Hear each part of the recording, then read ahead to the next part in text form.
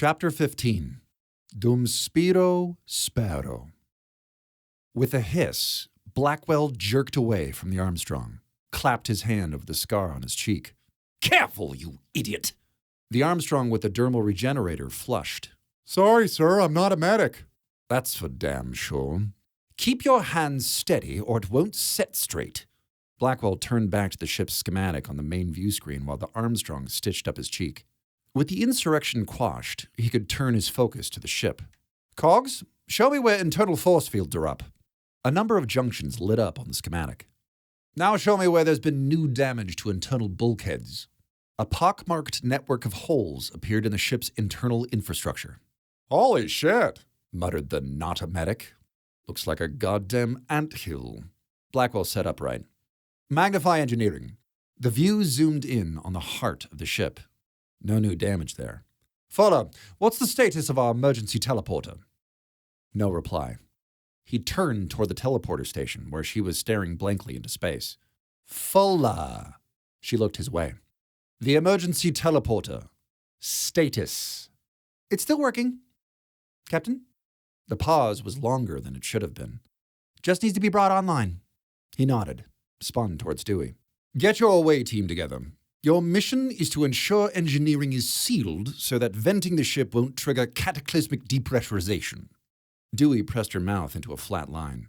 What kind of protection will they have? The force fields will have to do. I can't spare any soldiers.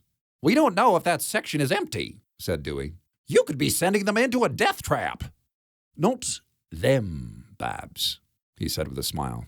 If you can walk, you can lead. You'll be leading the team. He expected her to challenge him, to fire back with some argument about how he was needlessly endangering the crew.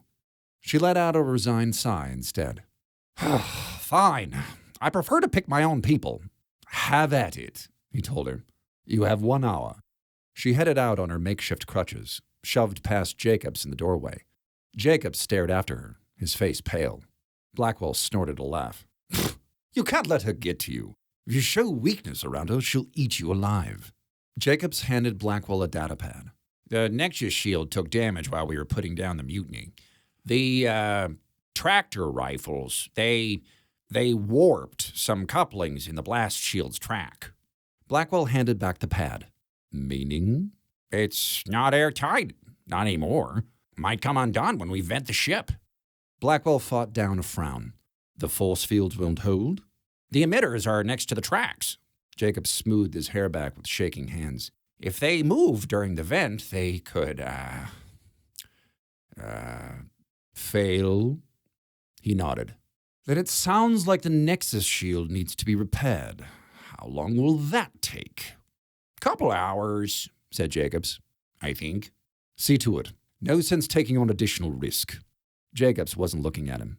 He was eyeing the red shirts on the bridge. Master technician? Blackwell leaned in.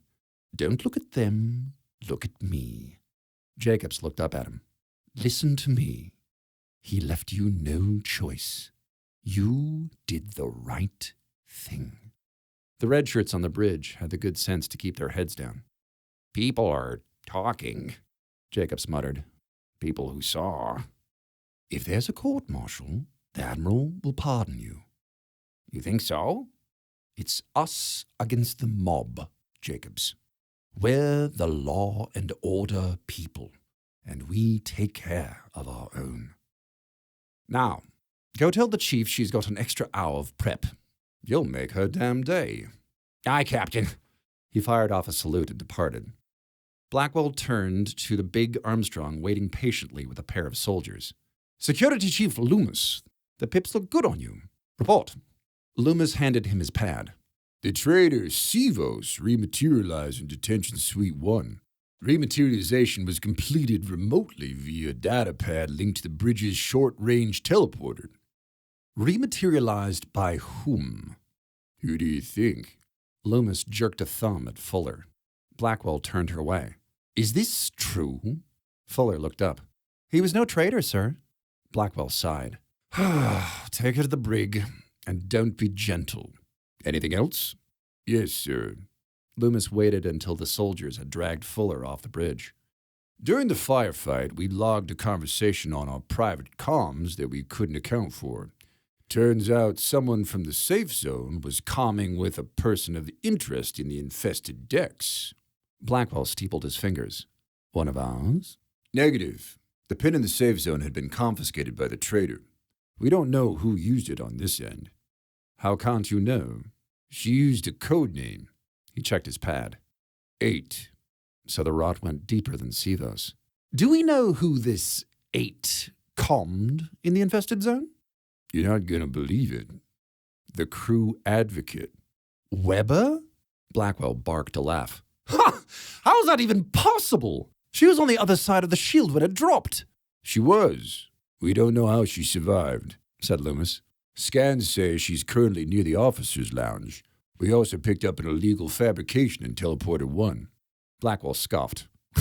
That's 5 decks below the Nexus. How the hell is she even navigating the ship? I thought she quit. He hit a switch on his chair. Indy, enlistment status of crewman Weber. A chime. First technician Joni Weber mustered out as of 0000 hours this morning. Since then, she has attempted to access revoked privileges 17 times. Blackwell balled his fist. She should have been stopped by the first security door. How the hell is she bypassing permissions? Loomis shrugged. Find out. Blackwell threw the pad back at him. I don't need a rogue entity running wild on my ship. What do you know? She stole a crewmate's identity. That's why we couldn't find her at first. We had her comm signal, but she used the badge of that redshirt who went and got herself fried in the conduits. Blackwell called up the incident report. Chevalier, Mary, late quadmate of... Holy shit. Crew advocate Joni Weber? Teleporter tech Francine Fuller? And that quota hire soldier? White Christ. That quad's a fucking den of snakes! He tapped his fingers on his chin. Sivos wasn't back yet. Sir? She was surrounded by those things when the shield dropped. And somehow, she not only survived, she crawled through 5 infested decks without incident? I don't think so. She also insisted on going down to the planet, do you remember? This was after she hadn't volunteered for a single away mission in years. And she was the first to report the Xenos. His lip curled. She's also working with them. It's the only thing that makes sense. The Armstrongs seethed. Fucking traitor. Oh, she'll get hers. Indy, what is Weber's current location? A chime. Former technician Weber is no longer a member of the crew. Don't search for her. She's using Chevalier's badge. Search for that. Another chime. Deceased technician Chevalier is currently in the engineering lift. Blackwell exchanged looks with Loomis. That's beyond a technician's security access. How did she get in? Deceased technician Chevalier is transporting a damaged cog to the repair bay. The cog is providing all necessary permissions. A calm washed over Blackwell. The clear kind that only comes with the purest, most finely distilled anger. She's damaged and stolen Coalition property, and now she's trespassing. Indy, stop and seal the engineering lift. A chime. Engineering lift has been stopped and sealed. A warning chime. Engineering lift doors have opened. Deceased technician Chevalier has departed the engineering lift. The cogs have the same security level as Indy, said Loomis. She must have reprogrammed it. I'm aware, snapped Blackwell. If she could match the ship's permissions, she could bypass anything, including his standing orders. Independence, what kind of leverage do we have on Weber? A query chime. Contextualize. What can we nail her with? The chime repeated. Contextualize. He threw his arms up. A rule she's broken, a citation or something. Doesn't matter. Just find me something she's done wrong. The ship chimed. Private Citizen Weber's latest cybernetic lung payment is overdue. That sounded promising. Explain. Former First Technician Weber's lungs were irreparably damaged and replaced in May 2261. She has received 3 overdue notifications but has yet to make her latest payment. Oh, that'll do. Independence. Shut down Weber's lungs. I'm insane. Webb aimed her spray wand down every junction she passed as she stalked away from the lift. That explains it. I've gone completely space-crazy bonkers. Ablehard leaned on the push bars of the gravjack, which she'd had him load with the other agrichem canisters. Why would you doubt your sanity, my love? I should be in orbit, she moaned. In orbit, in a lifeboat, eating shitty emergency rations. It wasn't too late. They weren't that far from the lounge, and the chair she'd welded into the frame to keep its other door open should still be holding. But I'm not, because I'm insane. Ablehard stifled a chuckle. Webb rolled her eyes. Please do not say anything about how well you know me. This is just like you, my love. Yup, here it comes. To question your motives, even when you know them to be noble. The duty you feel to your people, your town, that magnificent burden of responsibility. You would not have been able to live with yourself had you taken the coward's way out. The sane way, you mean? He shook his head.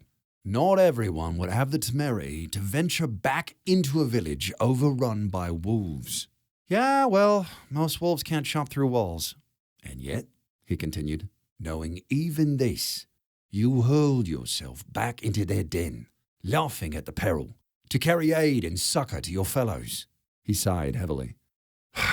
It pains me to admit this, but with the roles reversed, I might not have been so gallant. This is not the way to the repair bay, observed Dennis. Quiet, friend, Ablehard told him.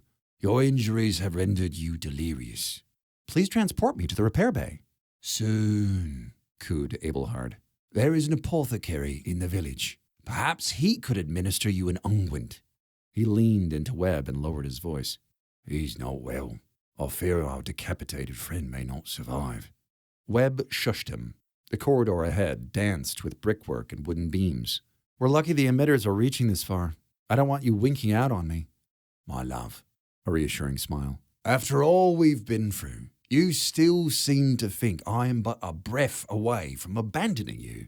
Nothing could be further from my mind. She smiled despite herself. I am glad for the company. Stay here. She padded forward a few steps to peer around the corner. Ahead, sparks and fluid cascaded down from a rent in the ceiling. Severed tubes hung loosely beside the creepy chains the arcade was helpfully providing. A metallic squeaking caught her attention. Chittering? Hard to tell with the hanging wires and cables grating against each other. The hole in the ceiling reminded her of something. The hexagonal passages in the ruins. Were they carving tunnels through the ship? Routes that could bypass the force fields? The thought made her shudder. Ablehard peered up into the rent. Wolves? I imagine so. She adjusted the spray wand for wider dispersal. We're still a deck and a few 100 meters from the infirmary. I might need to change canisters here quick. That first shot took half my tank. He nodded resolutely.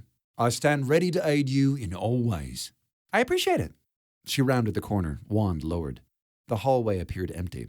She treaded forward, waved for Ablehard to follow, and hadn't taken 2 steps before something fell out of the hole in the ceiling. Webb blinked. It was one of the warheads from the agrichem torpedo. Her blood froze. Back! She pushed him back around the corner to see arm blades punching through the ceiling. A Xeno poked its head down through the gap. The burnt alien, the one that had chased her through the arcade, and hissed. Webb fired. The Xeno was gone well before the chems hit. She ran forward and fired up the rent after it. Another warhead clattered at her feet. Her knees felt weak. They'd trapped her. They'd bunking lured her forward and trapped her. A warning chime. You are in illegal possession of Coalition property, said Indy. Commencing repossession. Webb felt a clunk in her chest as her artificial diaphragm locked. She panicked, tried to gasp. Her lungs didn't move. Spots flecked the edge of her vision. My love? Ablehard caught her. You're paling. Help me, she wheezed. She could breathe out, just not in. She locked my lungs. What must I do? Her vision tunneling, she grabbed his face and pressed her lips over his mouth. He made a startled but delighted sound. She punched him in the gut. He exhaled a rush into her lungs. The spots in her vision cleared. but she could already feel the air leaking out. She let the spray pack clatter to the floor. Infirmary! Take me! My lady, what is happening? She punched him again for another sip of air. Sprawl climbed onto the gravjack and was fumbling for the medkit she'd taken from the lounge when the first warhead exploded. The ship rocked so hard that Blackwell hit the floor. He pulled himself off the floor of his cabin to find the image of the Admiral flickering. He mashed his badge. What the hell just happened? Explosion on deck 16, said a cog. Internal force fields have contained the blast. No significant damage to ship systems. I thought you'd put your mutiny down, said the Admiral. Blackwell calmed off the transmission. The explosion was in the infested section. The Admiral pursed his lips. Sounds like your crew isn't content sheltering in place. We're still mopping up a few holdouts. Blackwell dusted himself off. Losses are within the acceptable range. There's still enough crew to man our systems, and I've deputized the Armstrongs to supplement the security forces. Once the Nexus shield is repaired, I'm sending the away team to seal off engineering. I'll have full control of the ship within the hour. Send the team now, said the Admiral. Unless you think you can trust a crew that was loyal to Semos. You can't give them time to collaborate. What's the status of your mission? We've combed the green zone. No sign of the ambassador. She must be hiding somewhere in the infested decks, said Blackwell. Internal scans haven't picked up any soul biosigns, so she or one of her collaborators must be masking them. A non-committal grunt. If she still hasn't been found when it's time to vent the ship, vent away. Blackwell raised an eyebrow. Aye, sir. The Admiral seemed amused. Surprised, Captain? I am. We deserve to see her locked up. If she dies without a trial, we'd be risking an incident with both the Soul and the Union. The Admiral leaned forward. Let me make this absolutely clear, Captain. Had you located the ambassador, I would have told you what I'm telling you now. The Soul ambassador is to be neutralized. Understand? When the deed is done, you will delete all communication logs with the Admiralty. There must be no record that the Coalition was ever aware of the Xeno presence on Acheron 117 or elsewhere. That's why we're to destroy the flagstaff? It is. And if its star drive fails to eject, and the star expands and consumes the planet? Well, that would be unfortunate, said the Admiral. But it would also erase any evidence of our activity. So make sure you're a safe distance away if it happens. Blackwell tilted his head. It would also erase the message from the surface. The Admiral crossed his arms.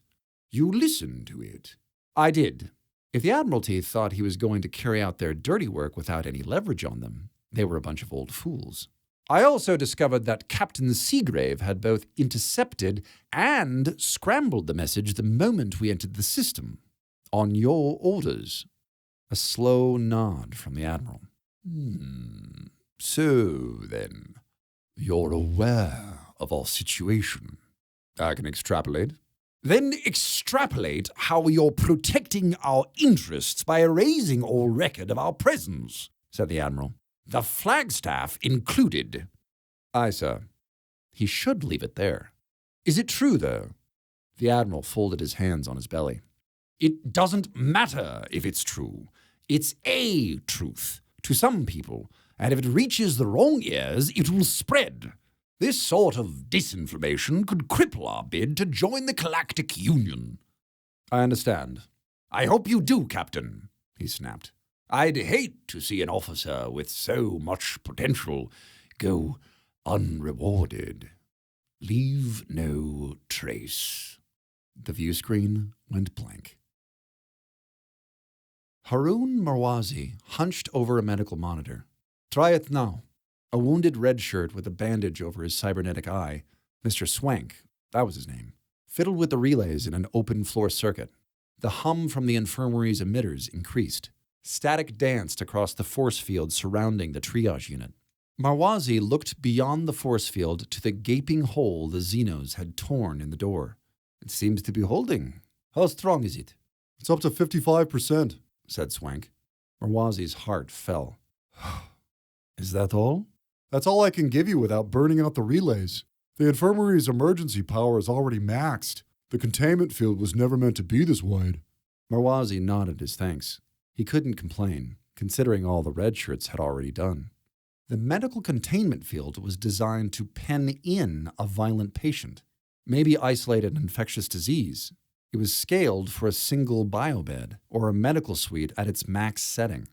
The wounded redshirts had managed to push its range emitters past their maximum after an explosion one deck up had knocked out their force fields. It was hard not to marvel at the kismet of the situation.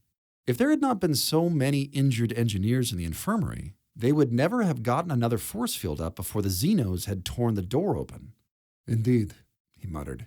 And he will provide him from sources he never could imagine. What's that, Doc? Nothing. Marwazi made a mental note to catch up on his prayers. The crisis had cost him 3 already. Thank you, technician. Another wave of static rolled over the field. When it had been at max strength, the Xenos had chopped at it for a few heart-stopping seconds before losing interest and skittering back into the corridors. He didn't know how it might hold against them at only 55%. It took effort to take his attention away from the door. The interior of the infirmary hadn't fared much better. The bedridden outnumbered the walking wounded. The worst were in the biobeds, but most had to be treated on the floor. A few lay alongside patients covered by blankets. Crew he hadn't been able to save. They hadn't even been able to take the dead to the morgue. It was too risky to drop the shield. He rubbed the back of his neck, let out a shuddering sigh. Thus, Rob Alameda hustled over, his eyes glazed. Injured are holding stable. We've done everything we can for the bedridden. It'd be a risk to move them. Or to deactivate the beds. Alameda cast a glance at the flickering security field, leaned in to whisper, If we don't, and that shield fails, that's it for everyone. I know. Marwazi ran his hands down the braces encasing his legs. It itched where the exoskeleton jacked into his spine at L4. Bring me the chair. But, Doc, we need to keep the shield up, said Marwazi. We need you at full strength. I don't need my legs to treat people. He squeezed Alameda's shoulder. That's why I have you. Swank had already brought over the hover chair. Marwazi tapped the power crystal of his caudal exoskeleton. It's here, in the back. I see it, said Swank. At least let me check the wound, said Rob. Marwazi waved him away. You did a fine job. It's jagged, he protested. I was rushed. Let me get the dermal regenerator. Am I coding? Do I have a heartbeat? That's not how triage works. You were coding? And now, I'm not. For which I can never thank you enough. Now, let me... I'll use the neural stimulator. The longer we wait to reconnect those nerves... Roberto. It came out harsher than Marwazi intended. The nerves are gone. It's only by the grace of God that the creature didn't cut me in half. I'm lucky it only took my spine. He draped himself over Alameda's shoulders. If you would, Mr. Swank. With a click, his body went numb from the waist down. He couldn't hold back the sob, but he managed to turn it into a whimper as Alameda slid him into the hover chair. Let them think it was merely discomfort, not that he was wondering if he'd never keep goal again, or stroll through the Jangal-i-Aber, or take a woman to bed. Swank patched the exoskeleton's power cell into a cord from the open conduit. The static in the containment field lessened a bit. Well? 58%, said Swank. That's fucking all? Blurted Alameda. Every bit helps, said Marwazi. Mr. Swank, there's another power cell levitating this chair. Swank went white as chalk. We've got bogeys. Metallic tapping from the corridor. With nightmarish slowness, Marwazi twisted around in his chair. A pair of Xenos crawled in across the ceiling like demonic spiders. Nobody move, he told the crew. The Xenos chittered to each other. They peered in through the barrier of the conduit Swank had opened and chittered anew. A third Xenos skittered in. The field's holding, said Swank. They're not looking at the field, Marwazi murmured. They weren't.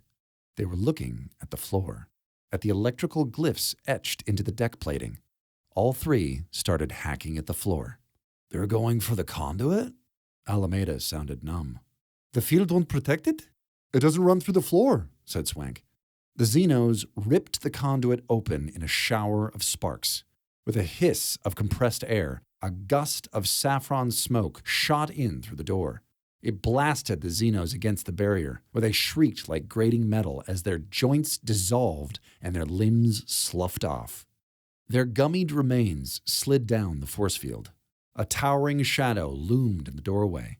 The infirmary's vents kicked in, sucking out the chemical smoke, revealing a dark and striking man in a billowing shirt, followed by a cog pushing a gravjack with a sickly black red shirt on it. Alameda rushed to the barrier. No way! Guys, it's Webb! She waved a weak hello with the spray wand connected to one of the canisters on the gravjack. With her other hand, she squeezed the manual resuscitator clamped over her face.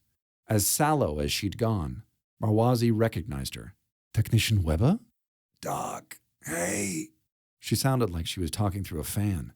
And he glanced at the muscular, bearded paragon. Is that Idris Elba? Said Alameda. Webb let out a tired sigh. Yeah. She squeezed her resuscitator. This is not the repair bay, said the cog. No, the cog's head. It was jutting out of a metal spike welded to a frame on the giant's back. Marwazi idly wondered if his nitrous oxide was leaking. He also realized Swank was staring at him. Let them in. The tech suspended the field, and the giant pushed the gravjack into the safe zone. Marwazi caught a whiff of dead Xeno before Swank raised the field again. It smelled like a soldering accident. Webber was dangerously ashen, with a bluish tint around her face. Spots around her eyes indicated petechial hemorrhaging. Alameda scanned her. Doc, she's suffering from asphyxiation, said Marwazi. Oxygen, now. Ship locked my lungs, she wheezed. Marwazi took over with a resuscitator. Whatever for? Overdue payment, Rob read off his metapad. Overdue by 1 day. Are you fucking kidding me? The nurses gasped. They had never heard him swear before. He mentally upped the prayers he owed. During a crisis? Nice gams, Doc. She weakly slapped his ass. Bet you could crack a walnut with those. Her eyes rolled back in her head. She's delirious, he told Alameda. Oxygen. You, sir. He put the resuscitator in the giant's hands. Pump this. Alameda dosed her with an oxygen hypo, while Marwazi checked her vitals. She's hypoxic. Independence. Unlock this patient's lungs. A negative chime. Unable to comply. Medical exemption. Authorization. Marwazi. Harun. 3-5 Delta Viking 1561. The chime repeated. Unable to comply. Why? This patient is dying. Repossession orders are captain's prerogative. Marwazi fumed. Barbaric, usurious, laser scalpel, the literal definition of blasphemous. He snatched the scalpel from Alameda. I am not losing anyone else today. He tugged down his medical visor and peered through her torso, down into the ferrofiber mesh of her lungs. Her cybernetic alveoli were out of alignment, but were still metabolizing the oxygen being manually pumped in. But her diaphragm was locked. He zoomed in till he found its governor, took careful aim. One concentrated blast from the laser scalpel destroyed it. She still wasn't breathing. Sit up, he told her. When she didn't, he pulled her up and slapped her on the back. Webber's whole body shuddered as she gasped in air. Fuck! Rob dosed her again. Blood oxygen levels rising. He gave her an adrenaline boost as well. Returning to normal. She croaked something unintelligible and rubbed her throat. Thanks. She flushed, not from the oxygen. Did I say something about walnuts? You may have. Sorry about that. Honestly, it's something I've never tried. He reset her airways with a pair of magseps. And don't thank me just yet. I have some broken metal to fish out of your lungs. You just destroyed coalition property. Yes, well, he glanced at the cog's head. You're one to talk. Please escort me to the repair bay. Shut up, Dennis. Oh, wow. You fixed my voice. And I can breathe again. Thank you. Hey, do you have any of that rehydrator spray? Of course. He dosed her. There was an explosion, said Swank. Was that you? Indeed, Bellowed Idris. 'twas I who hurled the cowardly scoundrel's bomb back up their mineshaft ere it erupted. Those mangy miscreants will think twice before attempting another assassination. Anarchist wolves. He shook his leonine locks. What is the world coming to? The giant finally seemed to notice Marwazi gawking at him, along with everyone else. He put on a self-effacing smile. Where are my manners? Yes, good people, it is I, Abelhard Mountworthy, your lord and sovereign. No need to bow. The infirmary walls flickered, populating momentarily with torches, ivy, and the odd rain barrel. Marwazi blinked at the astrolabe his medical monitor had become. Nurse, please check the nitrous oxide. Arcade's malfunctioning, said Webb.